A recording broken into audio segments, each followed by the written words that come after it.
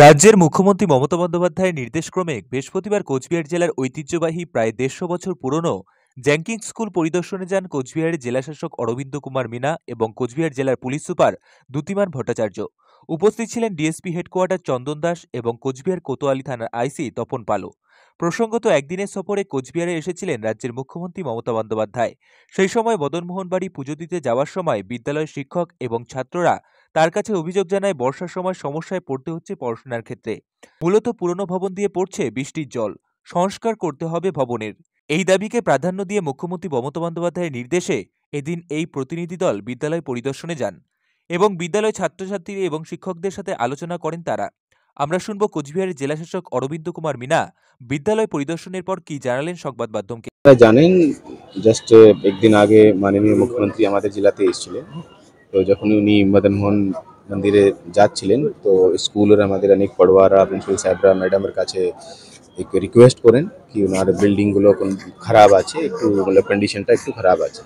তো ওই ক্রমে ম্যাডাম আমাদেরকে নির্দেশ দিয়েছেন, আমাকে আর এসপি সাহেবকে, কি আপনারা একবার ঘুরে দেখে আসেন কি ওদের সমস্যা আছে, বাচ্চাদের সাথে একটু কথা বলে আসেন। তো ওই ক্রমে আজকে আমরা এসেছি ম্যাডামের নির্দেশ মোতাবেক।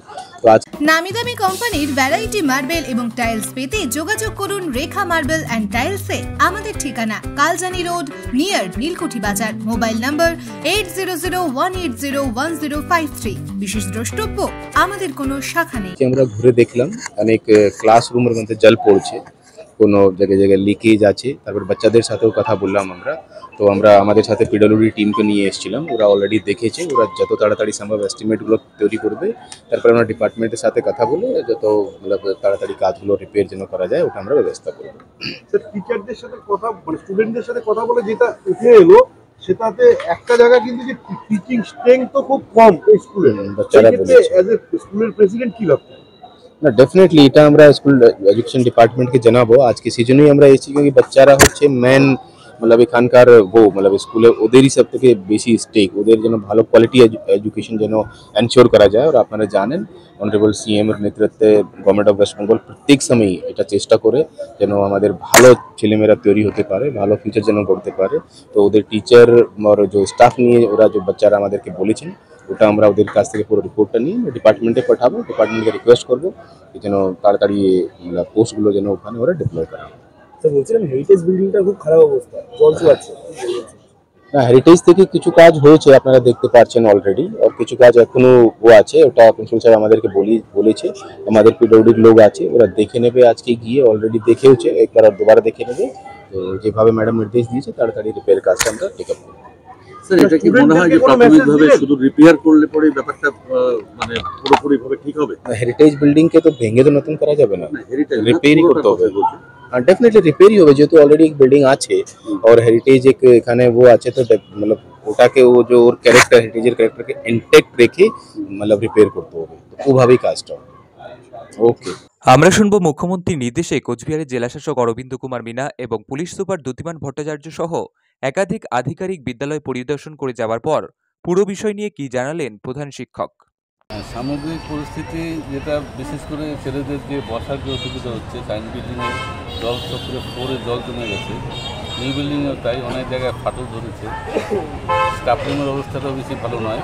যে স্যার তো দেখে গেলেন, এখন রিপোর্ট করবেন সিএমকে, সেই অনুসারে হয়তো নির্দেশ আসবে।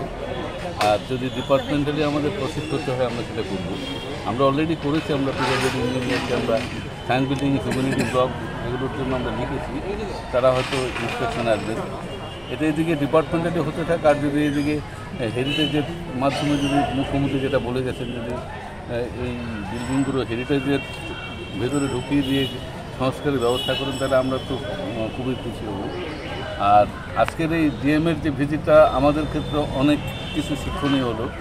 আমাদেরও অনেক দায়িত্বশীল হতে হবে, বিশেষ করে পরিষ্কার পরিচ্ছন্নতা। মানে স্কুলটা এখন নোংরা লাগছে কারণ এই কদিন থেকে কন্টিনিউয়াসলি টরেন্সিয়াল রেইন হচ্ছে, যার ফলে আজকে পরিষ্কার করে তো লাভ নেই, কালকে আবার নোংরা হবে, যার জন্য এরকম নোংরা লাগছে। কিন্তু এতটা নোংরা আমাদের স্কুল থাকে না। হ্যাঁ, তো ডিএম স্যার এটাই বারবার বলছেন যে আপনারা এগুলো পরিষ্কার পরিচ্ছন্ন করে 15 দিন পর আবার তুমি ভিজিট করবেন। তো 15 দিনের মধ্যে আমরা ঠিকঠাক করে দেবো। একটু রোদ উঠলেই আমরা স্টুডেন্টদেরকে নিয়ে ক্লিন ড্রাইভ একটা করবো, করে স্কুলকে সাজিয়ে তুলবো। আর দেখি ওটা ডিএম স্যার 15 দিন পরে এসে কী বলেন, কী কি রিপোর্টিং হয়, উপর মহল থেকে কি বলে। আবার একটা বিষয় বললাম যে আপনারা সিএম ম্যাডামকে আগামী দিনে মানে গত পরশু দিনকা বলেছেন, তারপরে আজকে ডিএম সাহেব এসেছে পরিদর্শন। আপনারা কি আগে ডিএম সাহেবকে এই বিষয়গুলো জানিয়েছিলেন? আমরা তো ডিপার্টমেন্টকে জানাবো না। এই যে প্রবলেমটা হয়েছে এটা তো ডিএম আমাদের স্কুলের পরিচালনা আমাদের গভর্নিং বোর্ডের চেয়ারম্যান হলো। তা আমরা তো প্রথমে আমরা ডিপার্টমেন্টকে জানিয়েছি আগে। তো এর আগে যখন কোভিড পিরিয়ডে ওয়াল ভেঙে পড়েছিল, আমরা ডিপার্টমেন্টকে বলেছি, স্যাংশন হয়েছে, ওয়াল তৈরি হয়েছে। এখন আরেকবার এটা তো পিডব্লিউডিকে আগে আমরা দেখি, ওনারা এসে ইন্সপেকশন করেন, এস্টিমেট করেন, পরে সেই এস্টিমেটের সঙ্গে আমরা কমিশনারকে পাঠাই। নাহলে তো হবে না, এটা একটা লং প্রসেস। তো ওই দিন যেহেতু একটা আমাদের চান্স এসছে যে মুখ্যমন্ত্রীর সঙ্গে কথা বলার, সে বললাম। আর এই প্রবলেমগুলো কিন্তু ড্রাই সিজনে বোঝা যায় না, বৃষ্টি হওয়ার পরেই কিন্তু আমরা বুঝতে পারলাম যে প্রবলেমটা কী। এই ফ্লোরে জল জমে গেছে, এটা তো আর ড্রাই সিজনে হবে না। তার এমন সময় মুখ্যমন্ত্রী ভিজিট করলেন কুচবিহার, যে আমাদের পক্ষে সেটা একটা চান্স, একটা তার কানে পৌঁছে দেওয়া। যাই হোক, এখন তিনি নির্দেশ দিয়ে গেছেন, ডিএম নিজে চোখে দেখে গেছেন, নিশ্চয়ই কাজ হবে। ব্যুরো নিউজ, ABN 24/7, সঙ্গে থাকবেন।